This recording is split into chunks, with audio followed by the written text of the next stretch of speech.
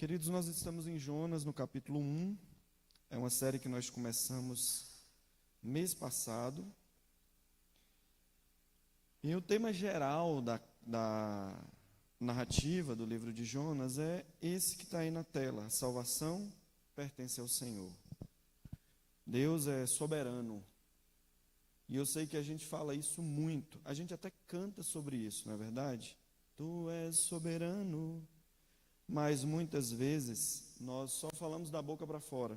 Nós não confiamos de verdade na soberania de Deus. Nós não descansamos nos seus braços compassivos. Nós não desfrutamos da providência como deveríamos. Porque no final das contas a gente até diz que Deus manda e Ele faz tudo de acordo com a sua vontade. Mas o que a gente quer mesmo é que a vontade de Deus seja a mesma nossa. E é mais ou menos o que nós encontramos no texto aqui. Hoje nós leremos do verso 4 até o final do capítulo. Vamos fazer algumas observações do que vimos no mês passado.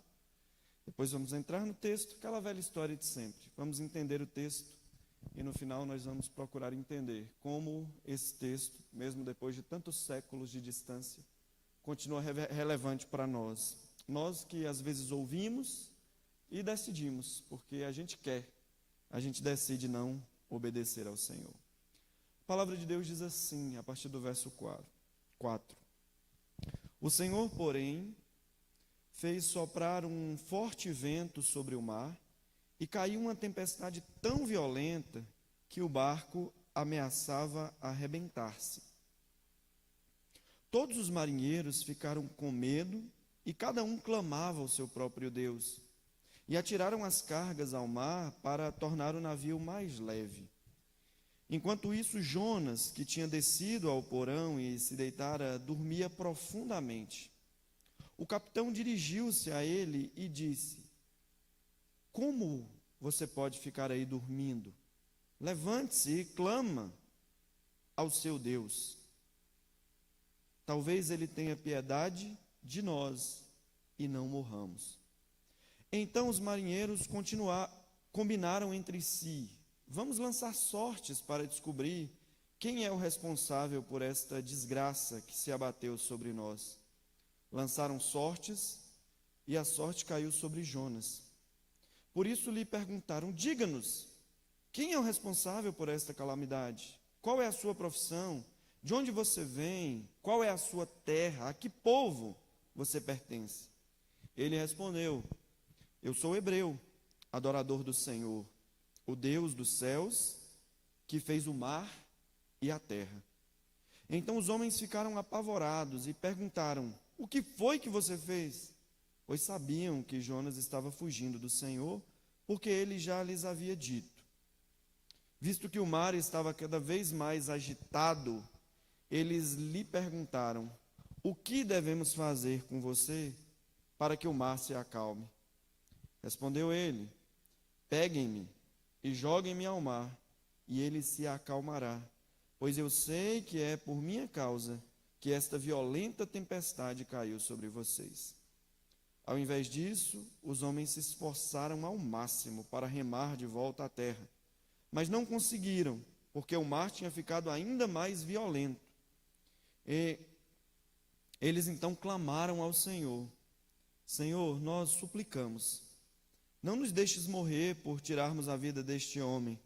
Não caia sobre nós a culpa de matar um inocente, porque tu, ó Senhor, fizeste o que desejavas. Em seguida, pegaram Jonas e o lançaram ao mar enfurecido, e este se aquietou. Tomados de grande temor ao Senhor, os homens lhe ofereceram um sacrifício e se comprometeram por meio de votos. O Senhor fez com que um grande peixe engolisse Jonas, e ele ficou dentro do peixe 3 dias e 3 noites. Até aqui a leitura. Muito bem, queridos. Só uma breve recapitulação do que a gente viu no primeiro sermão. Nós vimos sobre como claramente o que aparece a Jonas, ou que vem a ele no versículo 1, é a palavra do Senhor, não simplesmente como um som. Nós vimos que a palavra do Senhor, tanto no sentido criativo, quanto da manutenção de toda a criação, não é simplesmente um som, não é só uma voz que sai da boca de Deus. É uma palavra ativa, criativa e mantenedora de todas as coisas. Tanto é que quando a plenitude da revelação de Deus a nós se manifesta na pessoa de Jesus, João diz que essa revelação é a revelação da palavra. A palavra fez-se carne e habitou entre nós. E nós vimos que a palavra de Deus que vem a Jonas é muito clara. Nós temos 3 verbos aqui que são direcionados a Jonas no verso 2. Basicamente, literalmente, o que está lá é: levanta, vai a Nínive e clama. Levanta, vai e clama, ou prega contra ela. E essa é a ordem do Senhor. Por quê? Porque a maldade dos ninivitas, dos assírios, a sua violência, a sua crueldade havia subido até a presença do Senhor. O texto então diz que Jonas levantou, literalmente é o que está lá. A ordem é: levanta, vai e prega. O texto no verso 3 diz que Jonas levantou, mas ele levantou não para ir e pregar, ele levantou para fugir da presença do Senhor. Nós vimos que, obviamente, Jonas não está tentando fugir da presença do Deus onipresente. Ele sabe que Deus é onipresente. Ele sabe que não dá para fazer uma cama na alvorada. Deus ainda estará lá. Não dá para fugir para as profundezas ou para a sepultura. Deus ainda vai estar lá. Ele sabe exatamente disso. A sua fuga diz respeito ao fato de que Jonas decidiu desobedecer a Deus. Ele fugiu de obedecer ao Senhor. E mais especificamente, o local para onde ele decide fugir, que é Tarsis, eu talvez não tenha mencionado isso da primeira vez, mas há uma ideia de que em Tarsis não há voz profética. Então Jonas está indo para um lugar em que ninguém vai aparecer para poder atormentar o juízo dele. Eu vou fugir para um lugar que ninguém vai ficar me atormentando e falando: olha, obedece a Deus, volta para o Senhor. Não, ele vai para um lugar onde, entre muitas aspas, Deus não poderia atormentá-lo por meio de uma voz profética. E ele vai, paga o preço de uma passagem no navio. Alguns comentaristas acreditam que ele gasta muito dinheiro aqui, e ele então vai para fugir da presença do Senhor. Queridos, quantas vezes nós não fazemos exatamente a mesma coisa? E aqui eu não estou falando do missionário que ouviu um chamado e decidiu não ir, ou o pastor que decide não servir ao Senhor no ministério. Não, eu estou falando de quantas vezes nós sabemos qual é a vontade de Deus para as nossas vidas, nas diversas áreas, e nós decidimos deliberadamente desobedecer. Porque nós até entendemos e cantamos que Deus é soberano e que Ele dirige, que Ele controla tudo, mas Ele é soberano abaixo da minha soberania. Deus tem a sua vontade e Ele executa a sua vontade, desde que a vontade dele seja minha. Na prática, muitas vezes é exatamente isso que nós fazemos. E nós lutamos, nos justificamos e tentamos com todo o nosso esforço mostrar que no final das contas a gente consegue sem o Senhor. E a gente vai até as últimas consequências para dizer: olha, eu sei que o Senhor queria isso, mas eu queria aquilo. E eu quero provar para o Senhor que aquilo está certo. É mais ou menos o que vai acontecer aqui nesse capítulo do livro de Jonas. O texto diz, queridos, que quando Jonas desce ao navio e ele decide fugir da presença do Senhor, o próprio Senhor faz soprar um vento forte. Veja bem, o vento aqui não é obra do acaso, do fenômeno meteorológico, não é. É o próprio Deus quem manda o vento e manda a tempestade. É a ação de Deus que faz com que os ventos sobrevenham àquele navio. Esse é o Deus a quem nós servimos. É o Deus que controla as chuvas. As chuvas que caem não são resultado simplesmente de fenômeno meteorológico. Não são só as leis da natureza funcionando aleatoriamente. Não, Deus dirige absolutamente tudo. É Ele quem manda a chuva, é Ele quem manda o sol, a neve, o terremoto. Absolutamente tudo está dentro do controle soberano do nosso Deus. E o texto diz que o próprio Deus faz isso. Manda um vento forte e uma tempestade muito violenta, ao ponto, no verso 4, de que o barco ameaçava arrebentar. Há uma curiosidade anedótica aqui nesse verso 4, que a nossa língua portuguesa, infelizmente, não consegue captar. Mas vocês vão lembrar muito bem daqueles desenhos bem antigos. Eu me lembro, por exemplo, eu não lembro exatamente qual é o desenho, mas eu me lembro de uma cena, de um desenho bem antigo da Disney, em que estava pegando fogo em uma floresta e os foguinhos que estavam pegando naquela floresta, de repente viravam pessoas, né? Eles eram personificados e eles começavam a agir como pessoas mesmo, e eles pegavam onde eles queriam, né? É mais ou menos o que Jonas vai registrar aqui de maneira anedótica. Ele está contando uma piada, num certo sentido. Ele está querendo ser um pouco sarcástico aqui, porque o texto diz que a tempestade veio e o vento bateu e o navio ameaçava arrebentar-se. Está muito perto da ideia aqui, mas a ideia mesmo é que o vento está batendo e o navio está dizendo assim, eu vou quebrar, eu vou quebrar. É essa a ideia que está aqui. A nossa língua não capta bem essa ideia. Mas Jonas personifica o navio, transforma o navio numa pessoa, né? E o navio está dizendo, opa, está forte demais, eu vou quebrar, não aguento mais, né? O vento está forte. E ele está ameaçando, né? Literalmente ele está ameaçando se quebrar. É claro que é só uma figura retórica aqui. E a situação estava tão complicada, queridos, que os marinheiros ficaram com medo, e eu quero que vocês notem isso. Pelo menos 3 ou 4 vezes no texto aqui, Jonas fala que os marinheiros ficaram com medo. Primeiro, eles têm medo aqui da tempestade. E veja bem, nós não estamos falando de gente que não está acostumada com isso aqui, não está acostumada com o mar. Não, eles são marinheiros profissionais. Provavelmente, talvez fenícios, que era gente que sabia como o mar funcionava. E mesmo eles, diante do fervor daquela tempestade, ou da força daquela tempestade, estão desesperados, estão com medo, por conta do poder da tempestade, do navio ameaçando se quebrar. Eles ficaram com medo, e o resultado disso é que eles clamavam ao seu próprio Deus.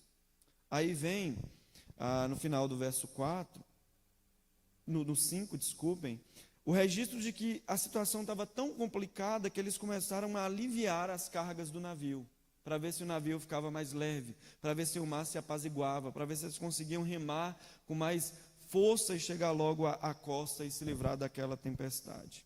Só que vem uma ironia no verso 5 aí. É dito que enquanto isso, você tem um barco, que talvez tenha aí os seus 100 tripulantes, o barco dizendo, vou quebrar, tempestade forte, o vento batendo, as ondas batendo, o profeta está lá no porão do navio, dormindo profundamente. O que nós vemos aqui é realmente um estado de apatia, de insensibilidade com relação à tempestade. Jonas está tão despreocupado nas profundezas da sua desobediência, que mesmo diante da tempestade, ele dorme profundamente. Veja bem, o texto diz que Jonas tinha descido ao porão e se deitara e dormia profundamente. E algo curioso acontece aqui. O capitão do navio chega, vê Jonas dormindo no porão e o capitão usa algumas palavras. A versão que eu estou usando, a NVI, ela tem uma estrutura distinta da estrutura que está no texto hebraico, mas literalmente o que o capitão fala para Jonas aqui é: levanta e clama. É isso que o capitão fala para Jonas. Como é que você pode estar dormindo aí? Levanta e clama ao seu Deus. Soam familiares essas palavras? São exatamente as mesmas palavras que Deus usa no verso 2 para comissionar Jonas. Levanta, vai a Nínive e clama contra ela. Imagina Jonas acordando depois daquele sono profundo, né, sem entender bem o que está acontecendo, e vendo aquele homem falando com ele: olha, levanta, clama, levanta, clama. Com certeza, vieram à mente de Jonas as próprias palavras do Senhor. Levanta, vai e clama contra Nínive. E o texto diz que o capitão pede para que Jonas clame ao seu Deus, para que ele talvez tenha piedade e os livre daquela situação. Os marinheiros então têm uma ideia: vamos tentar descobrir, que os deuses nos ajudem. Vamos tentar descobrir quem é que está causando tudo isso aqui. E vamos pensar num pessoal de um contexto politeísta, com vários deuses, com Cada Deus tendo a sua jurisdição. Você tem o Deus do céu, o Deus do mar, o Deus da terra, o Deus da guerra, o Deus do amor, e por aí vai aquela coisa toda. E eles começam cada um a clamar o seu Deus de devoção, na ideia de que lá no panteão tem algum Deus que está irado com a gente. Se a gente conseguir aplacar a ira dele, ele vai então atender e vai nos livrar da morte. Então, vamos tentar descobrir de quem que é a culpa, para que nós possamos então fazer a prece correta e resolver a situação. E eles então lançam sortes. Os deuses vão nos dizer quem foi. E por providência, as sortes recaem sobre Jonas. Imagina eles jogando dado, né? Tirando 2 ou 1 para descobrir quem foi, né? 0 ou 1. E aí de repente cai em Jonas. E aí o pessoal fica encabulado. Diga aqui para a gente, quem é você? Você veio de onde? Como a gente diz lá em Minas, né? Você é filho de quem? Imagina o pessoal falando isso para Jonas. Quem é seu Deus? Quem é seu povo? Você trabalha com o quê? E a resposta de Jonas é curiosa, irmãos.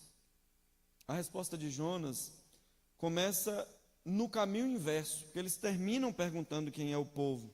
A que povo você pertence, no verso 8? Jonas começa com a resposta da última pergunta. E literalmente o que ele diz é: hebreu eu sou. Eu sou hebreu. Eu sirvo, ou eu adoro ao Senhor. Senhor aí é um nome próprio de Deus. Não é Senhor no sentido de um título de respeito. É um nome próprio de Deus. Aquele que o pessoal briga para tentar saber qual é a pronúncia, mas cuja pronúncia nós não conhecemos, né? São 4 letrinhas. É o nome que está sendo usado para se referir a Deus aqui. Deus tem um nome próprio revelado, e o nome próprio é esse aí, com todas as letras maiúsculas que está no texto da sua Bíblia. Eu adoro ao Senhor.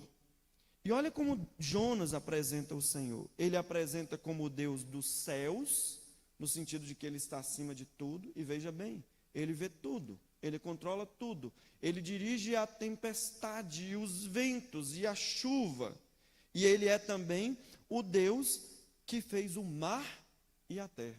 Essa não é a fórmula comum de apresentação do Senhor nos Salmos ou nos textos do Antigo Testamento. Normalmente Deus é apresentado como Deus que fez os céus, a terra e o mar. O mar geralmente vem por último. Jonas o apresenta como Deus do céu, que fez o mar e que fez a terra. E tem uma ironia aqui, queridos. Porque para esse pessoal politeísta, que entende que cada Deus tem a sua jurisdição, tem o Deus do mar, o Deus da terra, o Deus do céu, o Deus dos sentimentos e o Deus da guerra, imagina Jonas abrindo a boca para dizer: não, eu sirvo ao Deus que fez o mar, e eu estou fugindo dele. Por onde? Pelo mar. Que ironia! Como assim você tenta fugir da presença do Deus que fez o mar, pelo mar, do Deus que fez a terra? E o texto diz que os marinheiros já sabiam o que Jonas tinha feito, né? Como é que você faz um negócio desse? Que coisa absurda é essa que você fez? Como você tenta fugir do Deus que fez o mar pelo mar? E eles perguntam então a Jonas: Jonas, o que é que a gente tem que fazer para resolver esse problema? Já que o Deus responsável por essa tempestade é o Deus a quem você serve, já que o responsável por essa tempestade é você, em sua desobediência, o que é que nós precisamos fazer para resolver o problema? A gente não quer morrer, e só você pode nos dar uma resposta. A resposta de Jonas poderia ser muitas respostas, poderiam ser muitas respostas. Vamos clamar ao Senhor, eu decidi obedecê-lo, Senhor, eu me arrependo, eu quero ir para Nínive, me leva para lá, porque eu quero pregar contra aquele povo e quero que o Senhor os abrace com a mensagem de salvação e que eles sejam agregados ao teu povo. Mas não, Jonas decide mais uma vez, mesmo diante dessa situação desastrosa, ele decide desobedecer a Deus, sem sinal de arrependimento, sem sinal de disposição em obedecer ao Senhor. Ele diz: olha, a solução é que vocês me lancem ao mar. Parece que Jonas está arrependido. Não está, meu irmão, isso aqui é obstinação. Ele está disposto até mesmo a perder a vida, mas ele não quer obedecer ao Senhor. Nós fazemos exatamente isso tantas vezes. Porque estamos preocupados com a nossa reputação, com o nosso bom nome, estamos preocupados com o que vão dizer. Nós não queremos obedecer a Deus. Nós até sabemos o que Ele quer que nós façamos, mas mesmo diante das situações mais adversas, quando parece que não tem esperança e realmente não tem, nós ainda assim, obstinadamente decidimos não obedecer a Deus. Quantas vezes nós não fazemos isso? Quantas vezes você não tem escutado aqui, vez após vez, da minha própria boca? Vá curar as feridas nos relacionamentos que estão abertas dentro da comunidade de fé. Para de ser mesquinho, infantil, perdoa o irmão. Você sabe que Deus quer que você faça isso, mas você não está disposto a abrir mão da sua reputação, do seu bom nome. O que é que vão dizer? Não, você prefere morrer e ir até as últimas consequências, mas decide ainda assim não obedecer ao Senhor. Me lancem no mar, é o que Jonas diz. E a tempestade vai acabar. E vem uma outra ironia no texto. A narrativa hebraica é cheia de ironia, viu? É muito comum. A gente viu muito disso em Ruth, viu disso em Esté, e aqui em Jonas está cheio delas também. Olha que curioso. Jonas é o profeta do Senhor. Ele foi chamado pelo Senhor. A menção a ele lá no livro de Reis, como nós falamos, como alguém que profetiza lá sobre o reinado de Jeroboão. E mesmo conhecendo o Senhor, a sua soberania, a sua graça, a sua misericórdia, ele decide não obedecer a Deus e ir pregar em Nínive. Mas nós estamos aqui, queridos, diante de um grupo de marinheiros que não conhecem a Deus. Pelo contrário, eles servem aos seus deuses. Eles são idólatras e pagãos e não conhecem ao Senhor.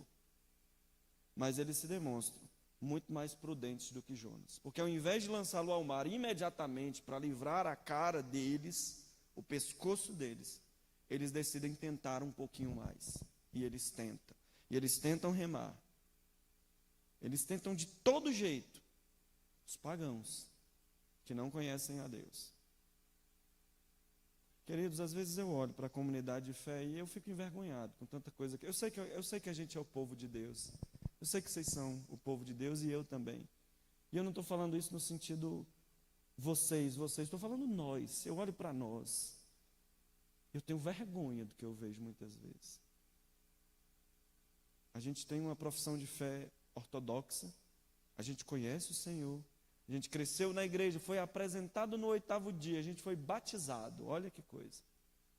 Não faltamos à escola dominical, aprendemos de Jonas bem cedinho, crescemos nos caminhos do Senhor, mas ainda somos tão dispostos a desobedecer a Deus. Tão dispostos. Vamos até as últimas consequências. Com o nosso orgulho, a nossa mesquinharia, a nossa infantilidade. Mesmo sabendo o que Deus quer que nós façamos, nós decidimos desobedecê-lo.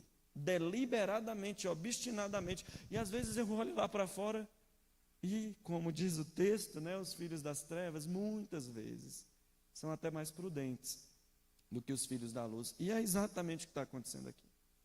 Opa, é para te jogar no mar, Jonas? Agora, não penso... Não, eles não fazem isso.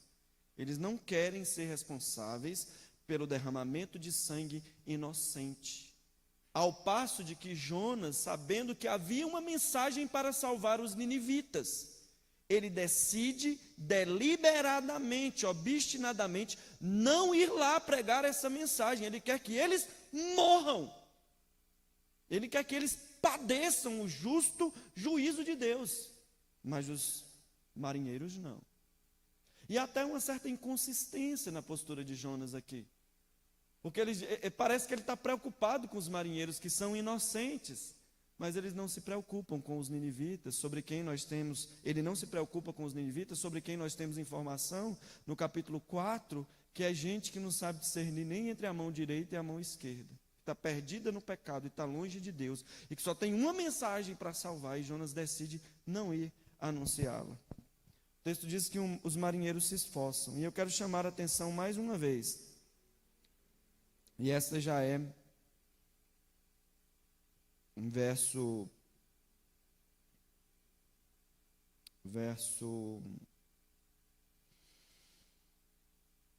13. Ao invés disso, os homens se esforçaram ao máximo para remar de volta à terra, mas não conseguiram, porque o mar tinha ficado ainda mais violento. Eles clamaram ao Senhor. Olha que curioso.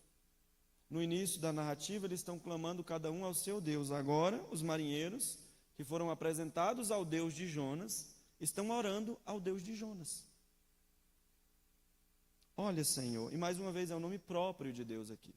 Olha, Senhor, nós suplicamos, não nos deixe morrer por causa da vida desse homem. Não faça recair sobre nós o sangue dele. E olha a declaração dos marinheiros no final do verso 14. Porque o Senhor fez o que o Senhor desejou. O Senhor faz o que o Senhor quer. Completamente diferente do que Jonas está fazendo até agora. Deus não faz o que quer, não. Ele faz o que eu quero. Ele quer que eu vá pregar aos ninivitas? Não vou. Ele quer que os ninivitas ouçam? Não falo. E Jonas está dizendo com essas atitudes que, no final das contas, Deus está errado. E a vontade que tem que ser obedecida em última instância é a sua. Como nós fazemos tantas vezes, e eu já disse aqui, que seja feita a sua vontade, Senhor, e que a sua vontade seja a minha. Só serve se for assim. É o que Jonas está fazendo. Mas os marinheiros que nunca tiveram contato com o Senhor, que não sabem quem Ele é, que não foram circuncidados, nem participam do culto ou do sacerdócio, e que não ouviram voz profética nenhuma, eles estão dizendo aqui: Senhor, o Senhor faz o que o Senhor quer.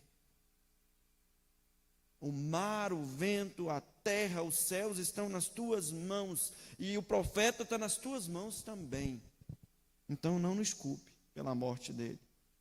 Em seguida, então, eles pegam Jonas, lançam no mar enfurecido, e o mar se aquieta. E o resultado disso é que, mais uma vez, os marinheiros ficam com medo. É a terceira vez que há menção disso aqui no texto. Eles foram tomados de um grande temor, só que não é um temor da tempestade mais. Eles não têm medo mais do vento, porque o vento se aquietou, a tempestade passou. O medo, o temor que eles têm agora é o temor do Senhor. E qual é o resultado? Eles oferecem sacrifícios ao Senhor. E eles se comprometem com o Senhor, devotando as suas vidas a Ele. Veja, irmãos, que coisa curiosa. Deus salvou os marinheiros. Como uma espécie de trailer do filme que vai acontecer lá no capítulo 4, 3 e 4.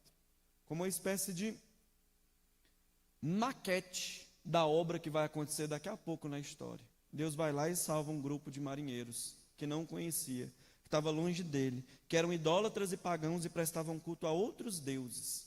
Deus os alcança com o poder da sua palavra. E o texto diz então, na sequência, que Deus mandou um grande peixe para engolir Jonas. E Jonas ficou lá no bucho do peixe, 3 dias e 3 noites.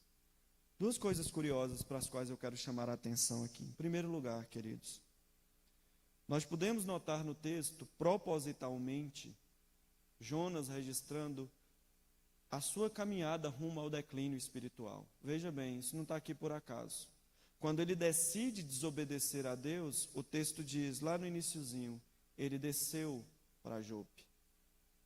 E em Jope, ele desce para o navio. E do navio, ele desce para o porão. E do porão, ele desce para o ventre do peixe. Jonas está registrando isso de maneira proposital, para mostrar que o resultado de desobediência a Deus é declínio espiritual. Você pode achar que está tudo bem, você pode achar que está sob o seu controle, você pode achar que você vai dar um jeito, mas não existe outro jeito, viu? Desobedecer a Deus só resulta em um caminho, declínio espiritual. Talvez você está tão longe, e você não percebe isso. Você está no fundo do poço, descendo sempre mais e sempre mais, e com a consciência tão cauterizada, que mesmo diante das tempestades, você está dormindo profundamente, alheio à voz do Senhor, alheio ao vento e à tempestade que Ele está mandando para te alertar. Para te alertar. A misericórdia de Deus, irmãos, é uma misericórdia severa, dura. A misericórdia de Deus não é uma misericórdia tranquilinha. Veja como ele trata Jonas. Ele quer ter misericórdia de Jonas. E Jonas quer desobedecer. E ele declina, e ele cai, e ele afunda para o fundo sempre mais, porque decidiu desobedecer. Eu não sei em que ponto dessa jornada você está. Talvez você está em Jope ainda, no seu caminho de desobediência. Você está só no início do declínio. Mas se você continua em desobediência, não vai subir nunca. Talvez você está no navio ainda e continua desobedecendo, não tem como subir. Lembra que a ordem de Deus é: levanta, sobe, vai. E Jonas decide desobedecer, e quando ele desobedece, ele desce, ele declina. Talvez você está no porão. Ou talvez você esteja no ventre do peixe. No ventre do peixe. Só existe um caminho para a ascensão. É a obediência. É se voltar para o Senhor em arrependimento sincero, clamar a Ele por compaixão e misericórdia. E pedir que Ele te ajude. Não tem outro jeito não. Ah, mas eu vou dar um jeito. Me joguem no mar. Eu vou dar... Não tem outro jeito. Não tem outro caminho. Outra coisa para a qual eu quero chamar a atenção na estrutura narrativa do livro de Jonas, e que já começa a aparecer aqui no capítulo 1, é como todo mundo obedece a Deus no livro. Veja bem, Deus mandou uma tempestade, a tempestade obedece a Deus. Deus mandou um vento, o vento obedece a Deus. Deus manda um grande peixe, o peixe obedece a Deus. Os marinheiros se submetem à vontade de Deus, mesmo antes de conhecê-lo em plenitude. Os ninivitas, ao ouvirem a chamada de arrependimento, obedecem a Deus e creem nele. Depois Deus faz uma árvore crescer, uma aboboreira, um arbusto crescer. E o arbusto obedece a Deus. Até o verme obedece a Deus. Mas Jonas não. Jonas não. Então, talvez, do alto de sua arrogância, de sua prepotência, você acha que o melhor caminho é o caminho da desobediência, do dizer não ao Senhor. Dizer, não, deixa, Senhor, eu tenho um plano melhor. Seja feita a tua vontade, mas eu vou te mostrar qual deve ser a tua vontade. Talvez na sua prepotência, na sua arrogância, você está desobedecendo sempre mais, e se afundando, e se afundando. E o verme está obedecendo a Deus aqui, mas Jonas não. Quais são as implicações desse texto para nós, queridos? Nesse primeiro ponto, nós falamos dessa misericórdia severa. A gente pode pensar que a tempestade é o juízo de Deus sobre Jonas. Não é, queridos. A tempestade é a misericórdia de Deus. Porque Deus quer trazê-lo à obediência. A misericórdia não é, desculpem, a tempestade, o vento e o navio quase se quebrando, não são retrato do juízo de Deus, são o retrato da sua compaixão para com o profeta desobediente. Eu quero trazê-lo à obediência. Você faz o que eu quero, porque quem manda sou eu, é o meu caminho, é a minha verdade. E Deus manda o que para fazer isso? A dureza de uma tempestade, a severidade de uma tempestade. A misericórdia do Senhor às vezes é dura. Às vezes nós podemos até pensar que no final aqui do capítulo 1, o peixe que o Senhor mandou é o juízo de Deus sobre Jonas, mas não é. O peixe é o resultado da misericórdia de Deus sobre a vida de Jonas. Não fosse o peixe, a história acabava aqui. O peixe é um enviado gracioso do Senhor para poupar a vida de Jonas. Eu não sei o estágio do seu declínio ou da sua desobediência, mas não precisa esperar o peixe vir. A dura misericórdia do Senhor com a qual Ele trata os seus filhos, não precisa. Você pode simplesmente obedecer agora, ouvindo a voz de Deus que diz, vai e obedece, faz a minha vontade. Você sabe o que tem que ser feito. É na igreja, você sabe o que tem que ser feito. Nos relacionamentos, nas feridas abertas, você sabe o que tem que ser feito. Na pregação do evangelho, no envolvimento, no cuidado da vida das pessoas, na comunidade de fé. Você sabe, moço. Você sabe o que tem que ser feito. Mas por obstinação, você está dizendo, não, eu tenho um caminho melhor, eu tenho um plano melhor. Eu prefiro me resignar, me afastar. Eu vou fazer o que eu acho melhor. Não, com o Senhor não tem escolha. Ou nós o obedecemos, ou os resultados serão um declínio espiritual, afundamento, cada vez pior. Cabe a você fazer essa escolha. Segunda implicação que esse texto nos traz, queridos, é que não tem outra coisa. Bota, por favor, a imagem novamente aí, Nádia, não tem outra coisa senão isso aí. A salvação é de Deus. Deus salva quem Ele quer, quando Ele quer e como Ele quer. Não somos nós que determinamos o que o Senhor faz ou deixa de fazer. Veja que curioso, na desobediência de Jonas, veja, olha a curiosidade, eu já falei desse conceito para vocês. Se Jonas obedece a Deus e vai para Nínive, pobres dos marinheiros. Mas mesmo na desobediência de Jonas, Deus age para alcançar os marinheiros. Deus salva quem quer. A salvação pertence ao Senhor. Ele usa de compaixão e misericórdia. Ele estende o seu braço compassivo a pecadores miseráveis que não o conhecem, que não têm merecimento nenhum para serem salvos. Agora cabe então a nós, diante da compreensão da grandeza, do poder, da soberania, da majestade desse Deus, nos curvarmos diante dele, reconhecendo: olha, Senhor, realmente o Senhor sabe o que faz, o Senhor faz o que deseja, o Senhor é soberano, dirige tudo. Agora, Senhor, me recebe na tua presença, perdoa os meus pecados, muda, Senhor, o meu coração. Eu não quero ser mais desobediente, eu não quero nem ser como os pagãos, como os marinheiros que não conheciam o Senhor. Eu quero conhecê-lo de verdade. E eu também não quero ser como Jonas, que conhecia o Senhor, mas decidiu desobedecer. Eu quero te obedecer, ó Deus, não pela força da religião, eu quero te obedecer pela graça, pela força e o poder que há no Evangelho. Me ajuda, Senhor. Vá ao Senhor e peça compaixão a Ele. Peça que, se necessário for, Ele use a dura misericórdia, a dura compaixão, o duro amor para te trazer de volta, para te trazer para perto. Senhor, faz o que for preciso para que eu entenda, para que eu me aproxime do Senhor, para que eu obedeça, para que eu me submeta à Tua palavra. Faz, Senhor, o que for necessário. Eu preciso que o Senhor intervenha. Vá até o Senhor. Essa é a mensagem do Evangelho, queridos. Não tem outra, não. Tem outra, não. E aí cabe agora a nós. Ou decidirmos continuar em desobediência e descendo sempre mais, até o ventre do peixe, até as profundezas da terra, até a sepultura mais profunda, ou nos voltar para o Senhor em arrependimento e contrição, suplicando a sua graça e a sua misericórdia. Que Deus nos ajude e que aplique sua palavra aos nossos corações. Vamos orar. Senhor Deus, obrigado mais uma vez. Obrigado porque a tua palavra nos quebra e ao mesmo tempo ela nos reconstrói. Obrigado porque esse texto é um retrato de todos nós, Pai. Dos nossos fracassos, obstinações, do nosso declínio espiritual. Nos ajuda, Senhor. Nos ajuda a ouvir a Tua voz, a Tua palavra. E que ao ouvir a Tua voz nós sejamos dispostos a obedecê-lo. Nos ajuda, Pai, em nome do Senhor Jesus.